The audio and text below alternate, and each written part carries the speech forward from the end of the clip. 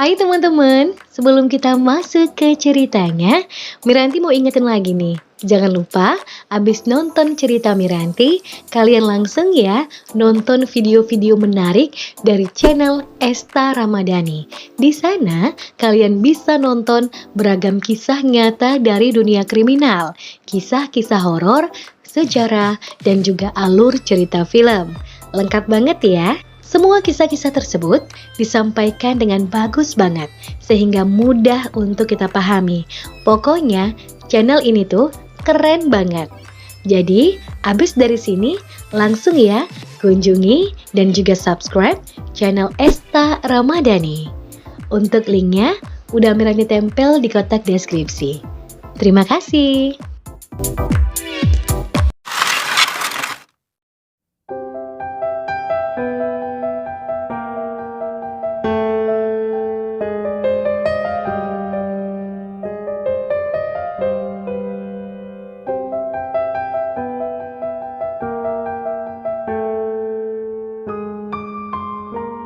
Negara Jepang dikenal sebagai salah satu negara dengan industri film panas terbesar di dunia.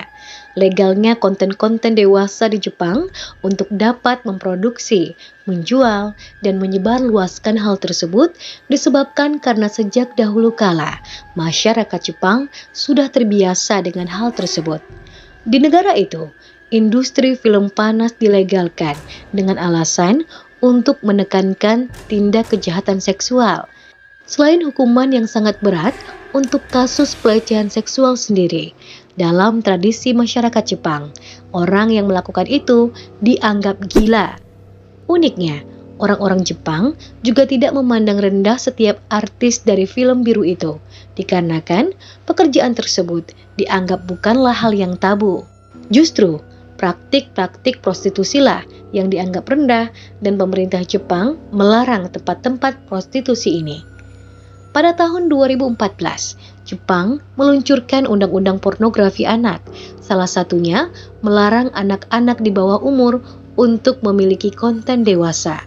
Hanya saja, heboh dan glamornya industri panas di Jepang ini ternyata tidak seperti yang dibayangkan. Tidak semua bintang film atau model panas di Jepang hidup bergelimang harta, seperti misalnya Maria Ozawa. Banyak artis Jepang yang terjebak dalam industri ini karena iming-iming menjadi supermodel, bintang film, serta diiming-imingi pendapatan yang sangat besar. Namun, mereka sulit sekali untuk bisa melawan karena jika usianya dianggap sudah dewasa, yakni 18 tahun ke atas, maka pengadilan akan sangat sulit mengabulkan gugatan mereka.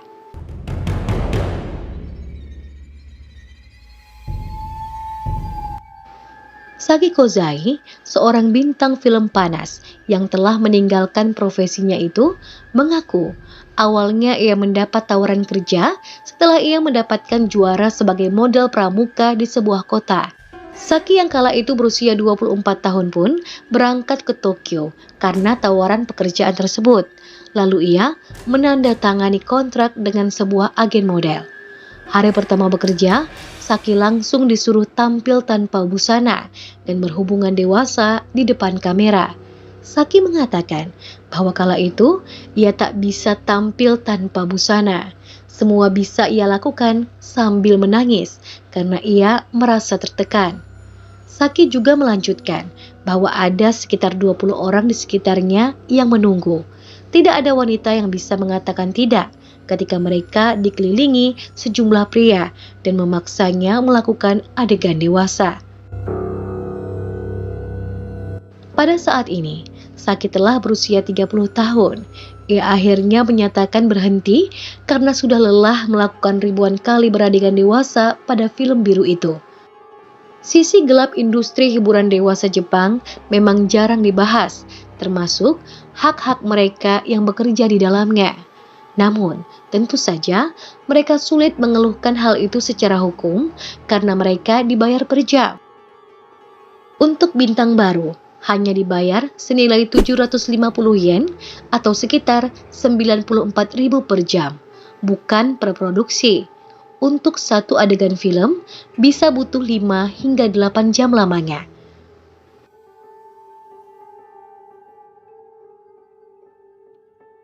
Film Jepang yang terkenal dengan keragamannya hanyalah trik yang didramatisir untuk lebih menarik para peminatnya. Meskipun hal itu banyak dikecam oleh aktivis perlindungan perempuan dan hak asasi.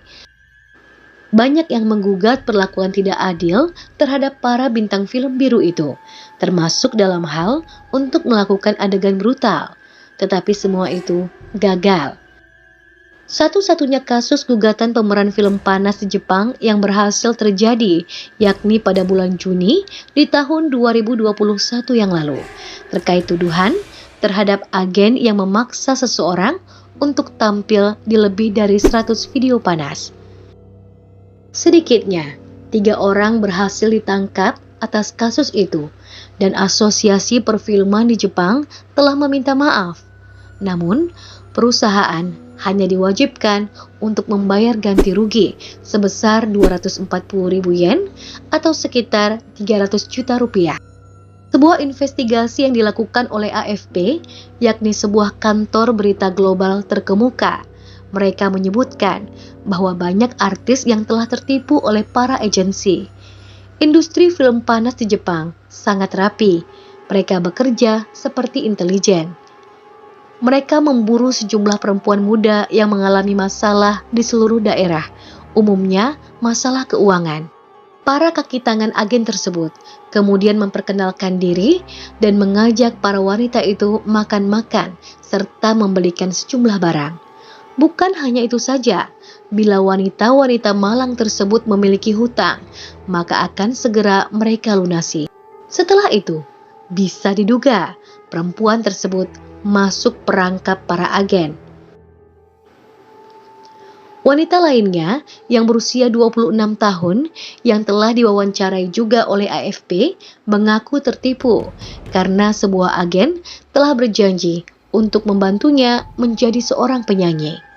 Awalnya, wanita itu memang ditampilkan di sebuah pub kecil. Kemudian, ia terikat kontrak yang menjebaknya untuk bisa melakukan pekerjaan selanjutnya. Wanita itu juga mengatakan, "Saya tidak punya pilihan. Ketika saya lakukan, itu benar-benar sakit. Tapi tim produksi tidak akan berhenti dengan keinginan mereka," ujarnya.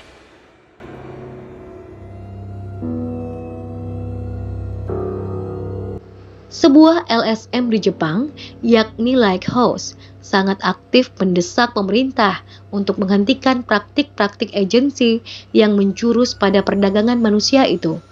Mereka mengatakan ada lebih dari 60 aktris mencoba melarikan diri dari bisnis ini pada paruh pertama di tahun 2016 yang lalu, jauh di atas tahun-tahun sebelumnya. Juru bicara Lighthouse, yakni Aiki Segawa mengatakan, "Kami pikir ini hanyalah puncak gunung es. Banyak korban merasa bersalah karena kontrak yang mereka tanda tangani.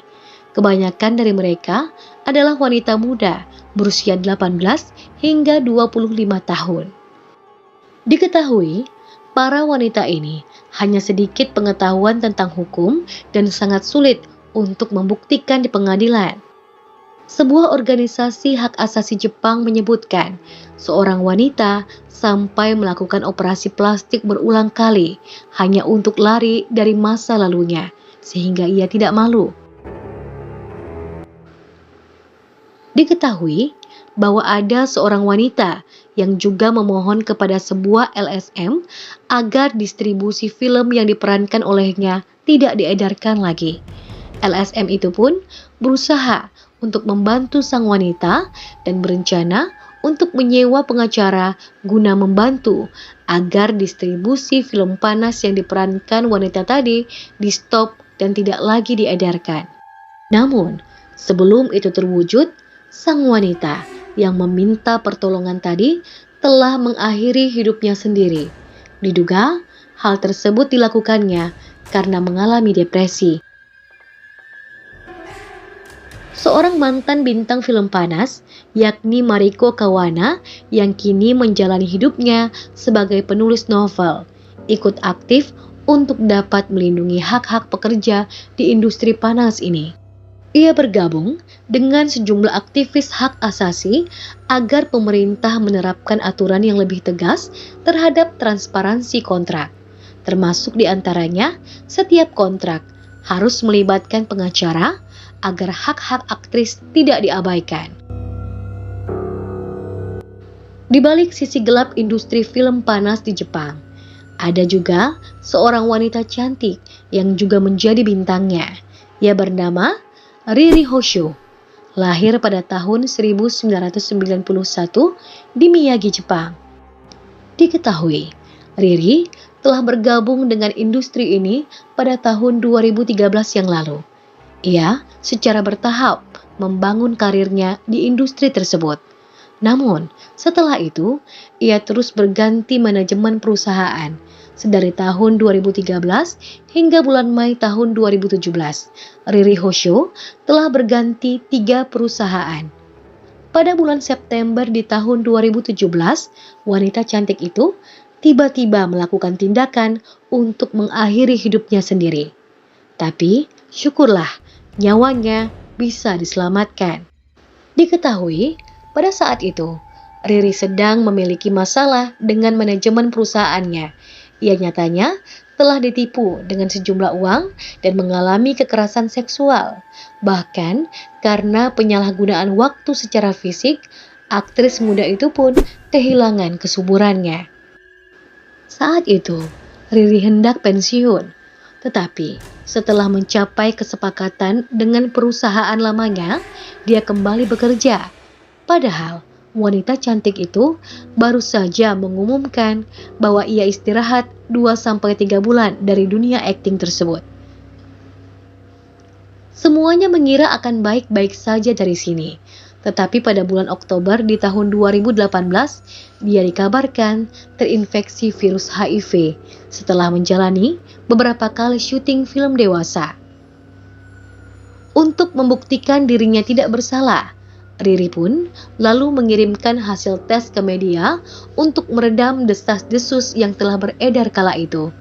Direktur perusahaan produksi film panas pun menjawab, menurutnya, aktris yang diduga terinfeksi HIV tersebut telah berakting di 12 film panas.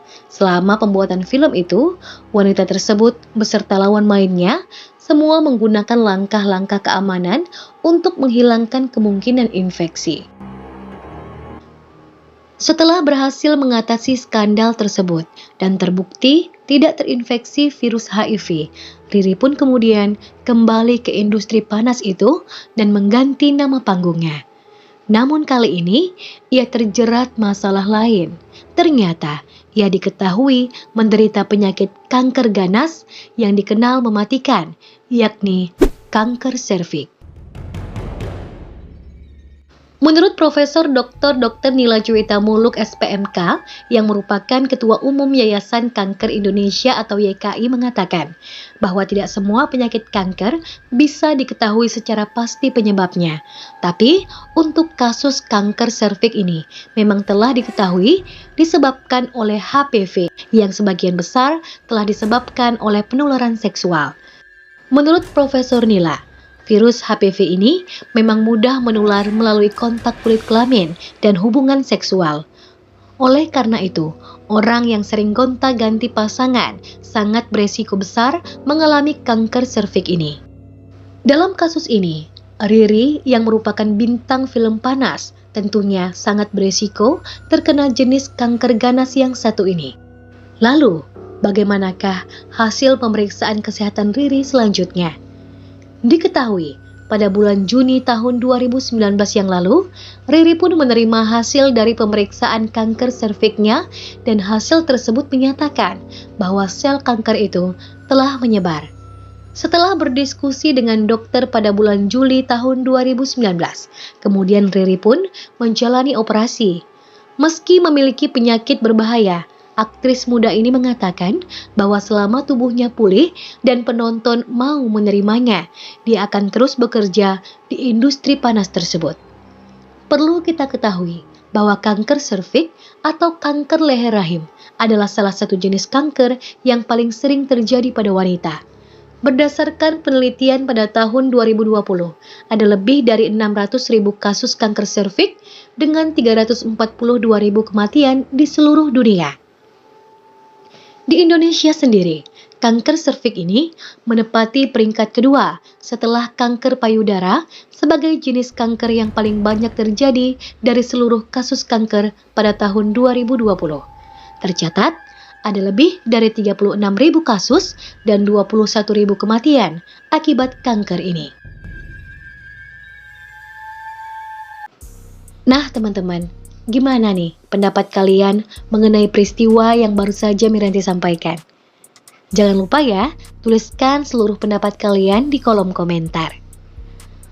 Oke deh, demikian dulu informasi yang dapat Miranti sampaikan untuk edisi kali ini. Semoga kita bisa mengambil hikmah dan pelajaran dari apa yang terjadi di sekitar kita, termasuk dengan peristiwa ini. Jangan lupa, kalau kalian suka dengan channel ini, untuk like, share, komen, dan juga subscribe, serta jangan lupa pula untuk menyalakan lonceng notifikasinya agar selalu mendapatkan update video terbaru dari channel Cerita Miranti. Sampai jumpa pada video selanjutnya.